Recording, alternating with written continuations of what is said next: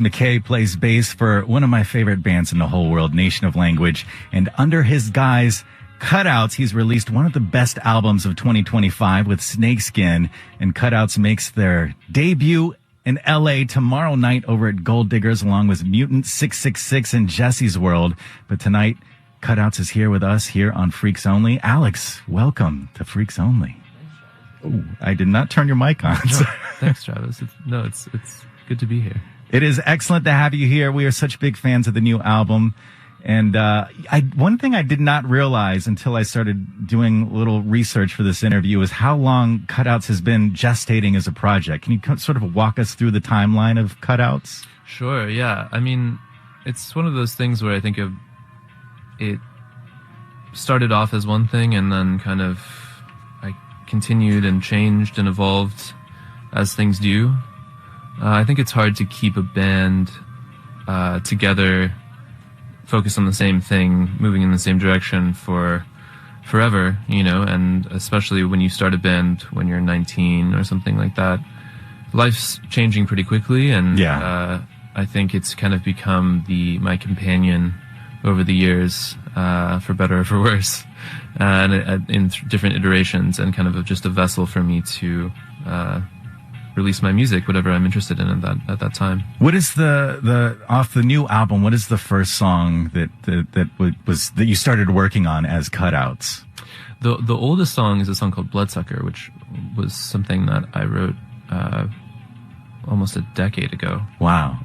And managed to sort of wriggle its way onto the final track list, which is funny. It's sometimes songs are surprising like that. They can kind of reemerge, resurface, and demand something of you.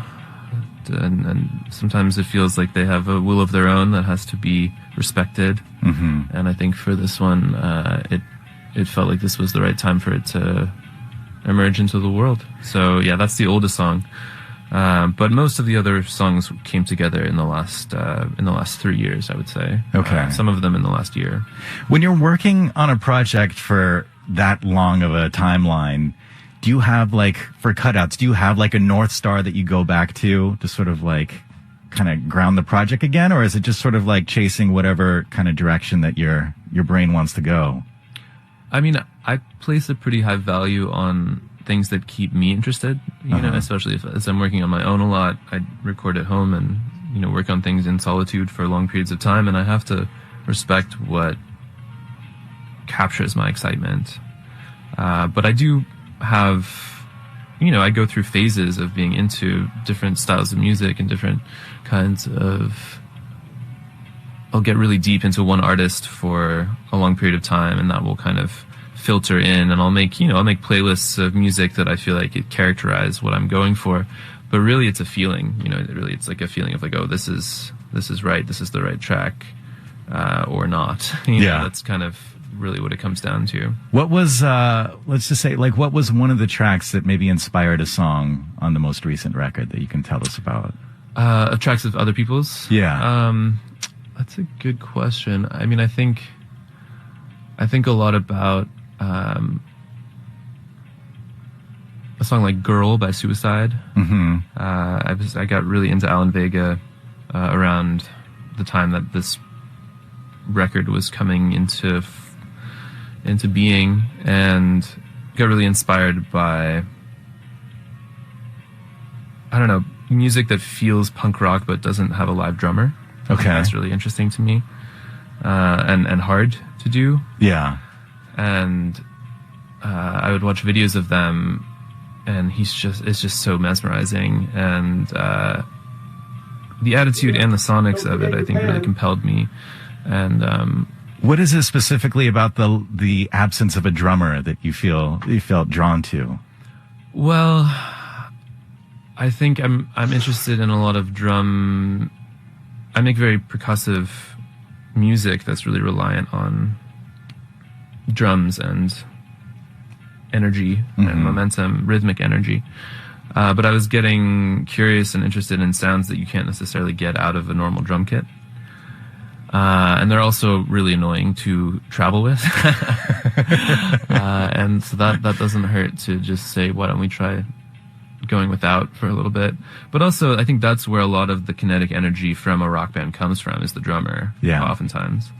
And trying to, once you don't have that in the equation, once there isn't somebody flailing around, hitting cymbals, you know, just the physicality of it is really intense. And, I mean, I love it. I love seeing bands with great live drummers. I think it's incredible, but I was curious how to try to achieve a similar feeling, or a similar feeling of intensity, using other ingredients. Mm-hmm.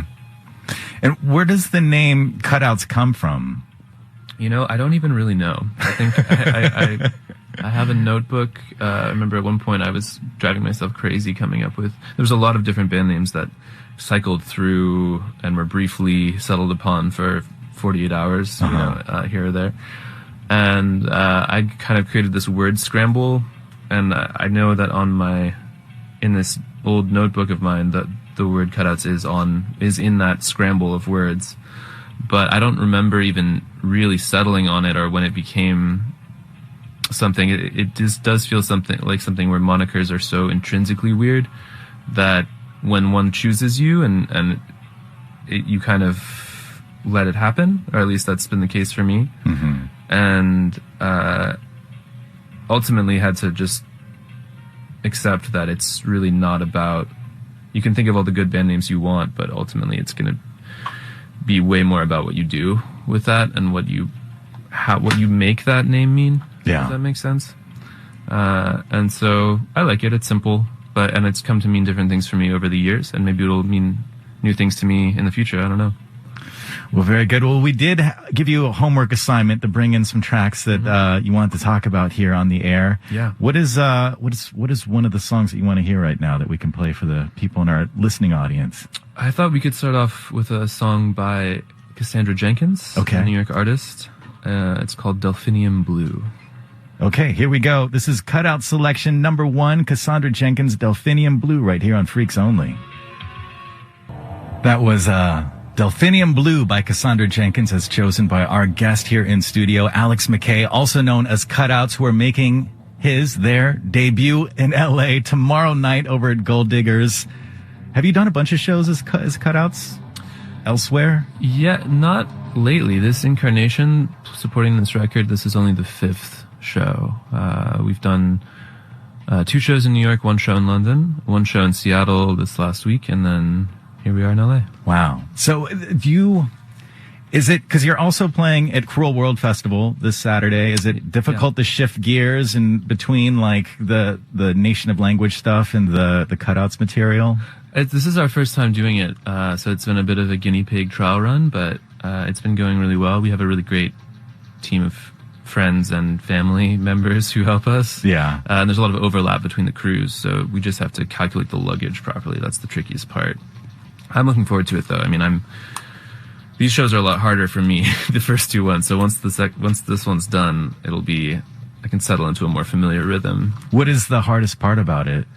Just, I mean, it's hard being a front person. Yeah. You know? It's demanding, and you have to take care of yourself a little bit more, and you have to be, it's a very different mental space, and I'm also one that I'm still climbing into. I hadn't played shows of my own in a couple of years, really. Mm-hmm. And so I really enjoy it, but I'm getting back into that role, and also only 5 shows in, you're still tweaking things, right? Every show you're like, that's not quite right yet. You know, there's some things that could be better about that. So it's continuing to evolve, and that's really rewarding, but also adds some unpredictability. What kind of self-care steps are you taking in your role as frontman that maybe you wouldn't if you were just going around playing bass? Oh, none at all yet. Okay. But, I know that I should be. I know that I should be taking some. Maybe the next go around. Yeah, I can feel it.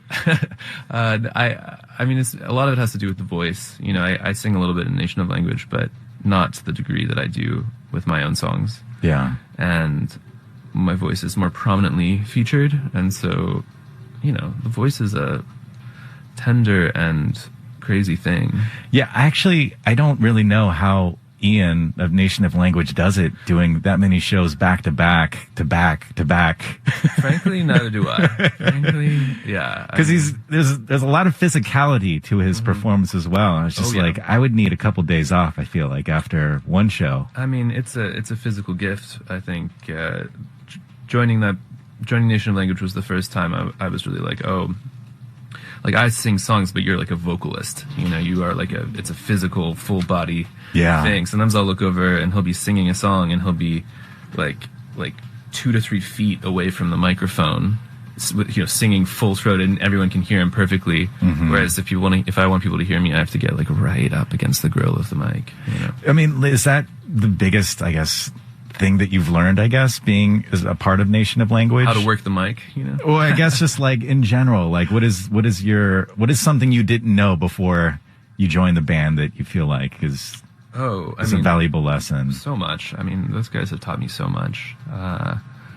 And a lot of it has to do with the music, but a lot of it has to do with everything that goes into making a touring operation work. You know, the organization and the dedication has been really inspired me and continues to. Just how they worked out systems for transporting everything safely from place to place in an organized manner, and how to get them, just figured out systems that worked, and that took a lot of trial and error and patience and measuring and saving up money and seeing that all come together like it did for them kind of made me realize, like, oh, I see, I too can do this. You know, it was very inspiring in a literal sense. It made me feel like I could actually do something that I didn't realize I could do. So at what point did you decide that, like, I'm going to really make a go of this Cutouts thing and record a full album? Was there sort of a aha moment, or was it just sort of like a gradual thing where it's like, oh, I actually have 10 tracks ready to go? I think it was, I always have a lot of songs that are developing and are in various states of completion, almost to the point where it can be a bit of a problem. You know, it can feel kind of endless. And I think after it was after last year, we just released the Strange Disciple record, and we were playing some shows at the end of the year in New York, and a friend and advisor, close to trusted confidant of mine, was like, are we going to see a new Cutouts record next year? And I was like, kind of put me on the spot, and I was like, yeah, we are. I think we are. And so that was a pretty quick turnaround then between the end of last year. I feel that record came out in March or February. I think it was September. I think September record, and then we were playing. It was the end of last year. Okay. And then we worked on it all through we finished it in the summertime, and then first single came out in September, and then of 25. Of 24, and then the record dropped in February of 25. Yeah. Okay. All right. Well, let's go into your next track selection. This was one that I was really proud to see on your list, because I really feel like the Museum of Love record is one of the more slept on releases in the DFA catalog. What can you tell us about Museum of Love? Well, Museum of Love is the project of Pat Mahoney, the drummer for LCD Sound System, among other bands. And it's been going on for a long time. This record just celebrated its 10th anniversary. That's right. Yeah. And I actually saw them play this record a couple times a long time ago. I think we actually saw a New Year's show. I was at a New Year's show with my friends in New York, maybe 2015 or something like that. And got to see them play, which was really great. And actually, the drummer at that show, we didn't realize it, but he ended up, 5 or 6 years later, being the producer for 2 of the Nation of Language records. Nick cool. Milheiser, I think, was playing drums at that From show. Holy Ghost. From Holy Ghost. Okay. Yeah, that's right. But unbeknownst to me at the time. But it's cool when those moments kind of circle back. It's a cool feeling. Well, very cool. This is selection number 2 from Cutouts, who is making his LA debut tomorrow night over at Gold Diggers. This is music from Museum of Love. It's Down South here on LCD Sound System, off the eponymous debut album that came out, I guess now 11 years ago. This is Down South, as selected by our guest Cutouts, Alex MacKay, who is making his LA debut as a solo artist tomorrow night over at Gold Diggers. Also performing this Saturday as part of Nation of Language over at Cruel World Festival. Got a busy week ahead of you. Yeah, no, and it's gonna be a fun one. I'm looking forward to it. It's springtime. People are energized. Music's in the air. What is your favorite thing to do or see or eat when you come to Los Angeles?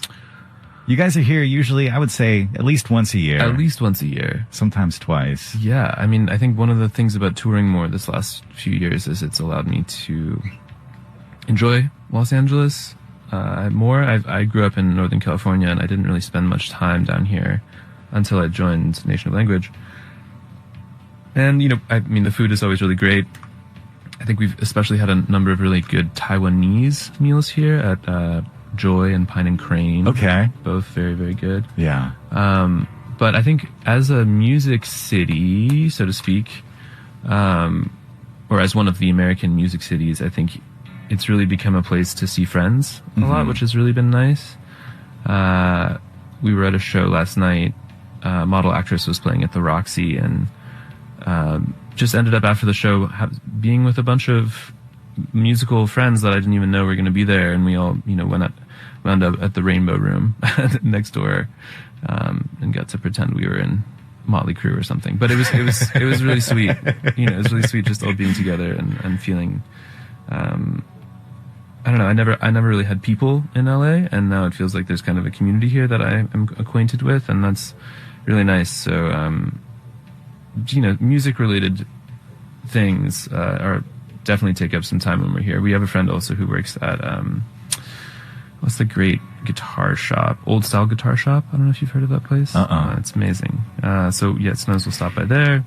One thing I know about you, your dad is like super into guitars, right? That's right. Yes. Yeah. He is a tinkerer and loves to, not professionally, but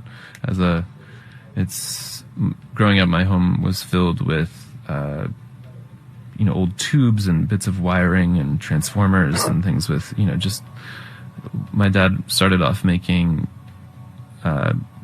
stereo preamplifiers for, stereo equipment, because they're so expensive to buy them new. He's like, I'll just build one out of a kit. Wow. But then he started building them out of, all sorts of things, boxes he would find, old tins and things. And then he got into making guitar amps and making pedals and microphones, and he just kind of went from there. And so, yeah, he would... was that something you embraced as a teenager, or something that you rebelled against, maybe? No, I liked it. I mean, I think it kind of dovetailed with me taking up the guitar when I was in, maybe 6th grade, 5th grade.